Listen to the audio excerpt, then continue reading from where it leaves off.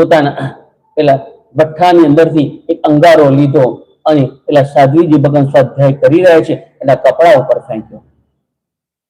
જો કપડો બળતો જોયો અને સાધ્વીજી ભગવાન એકદમ બૂમ પાડી ઉઠ્યા પ્રિયદર્શનાજી, અને તરત જ કહે છે, અરે શું કરો છો, મારો કપડો બાર્યો, મારો કપડો બાર્યો. તરત જ શ્રાવક લુહાર કહે છે, આપ અસત્ય કેમ બોલો છો?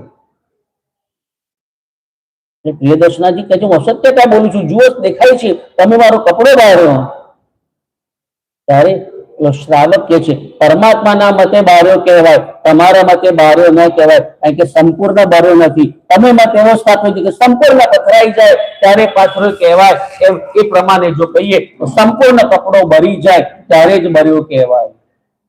આ તો થોડોક બાબત બર્યો છે, તો તમે બર્યો કેવી રીતે કહો છો? તમારા મતે આ બર્યો કહેવાય નહીં.